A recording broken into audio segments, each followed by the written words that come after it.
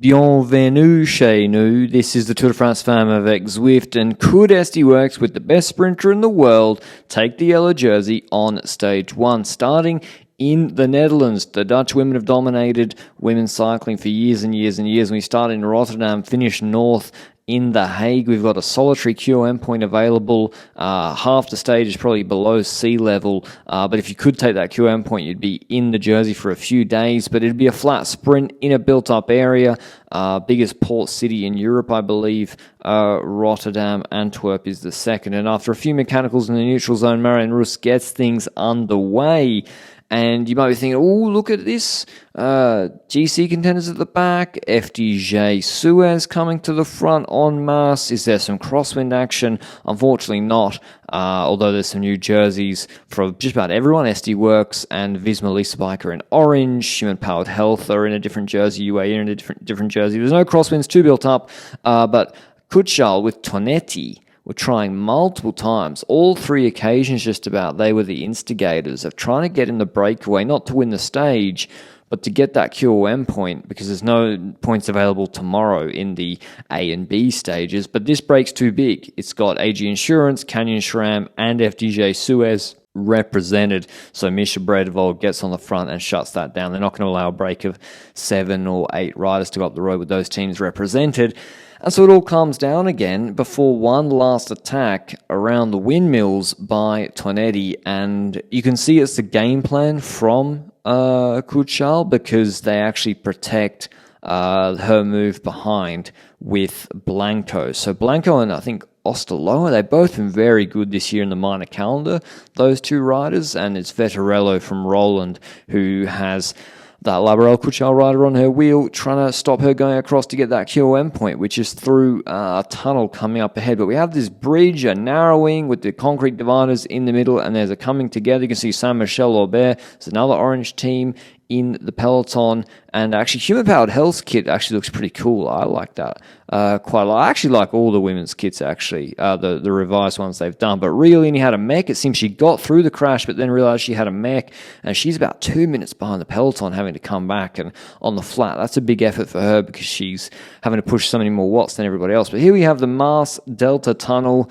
the mighty 1K 4.5% highway drag, and it is indeed the Laborel Kutschal rider Tonetti who takes that QOM point and will go into the jersey for the next couple of days. There was 1 point left available for the group behind, so Ruby Roseman Gannon takes that after getting a lead out from her teammate. Canyon SRAM and Little Trek also try it, but it's Laborel Kutschal who will be in the jersey the next couple of days. And then things calm down for about 10Ks or so. Wiebes, is she going to contest the intermediate sprint? It's her and Voss who are the big contenders for the points jersey, maybe Balsamo if she's back in good shape. But we get an answer very, very quickly.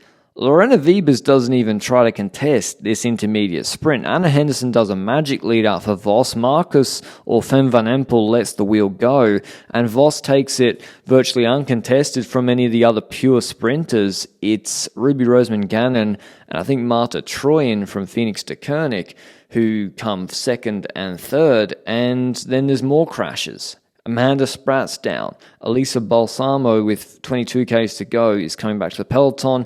No big dramas, to be honest, because it takes a long time for the trains to really start with about 8Ks to go. It's Niamh Fisher-Black pacing on the left-hand side. And look at what SD Worx are doing. Look at what their plan is. They have such strength in numbers in the rouleur department.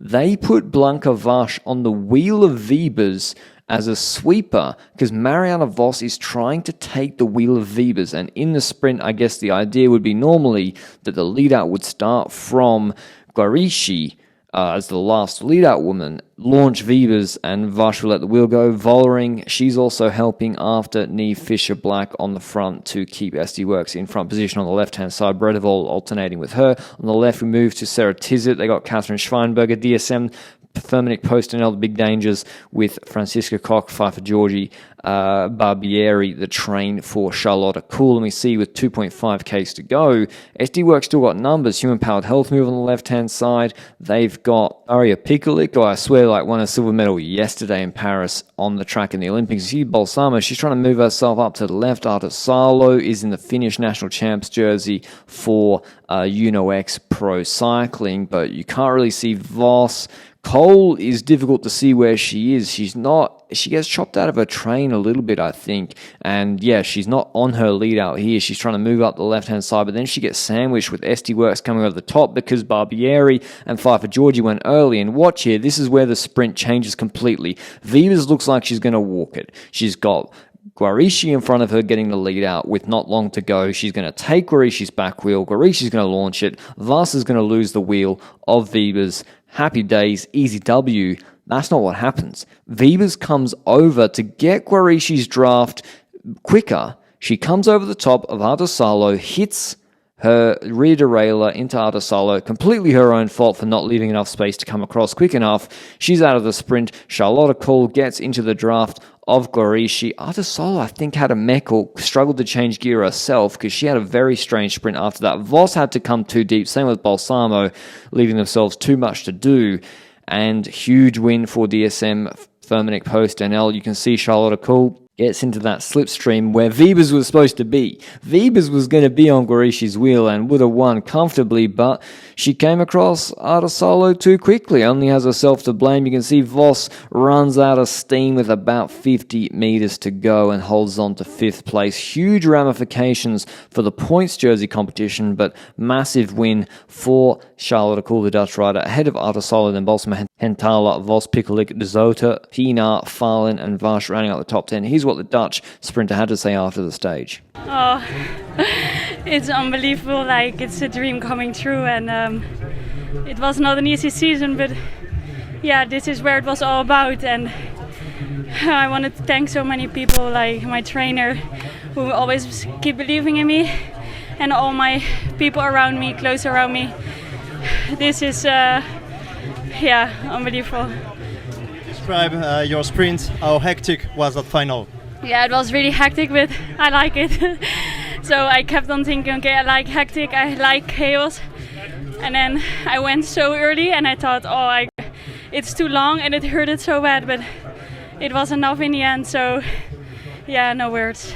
You just told this season was not easy for you, but can we say this day is the best of all your career? Yeah, this is, I think, the best day of my life. This is, everything comes together, and that's really special. Thank you very much. Thank you. But I hope you enjoyed the video. Tomorrow we have a double header. First, a short sprint stage, about an hour and a half, and then a 6 kilometer TT in the afternoon. I'll have 2 videos for that. Until then, ciao.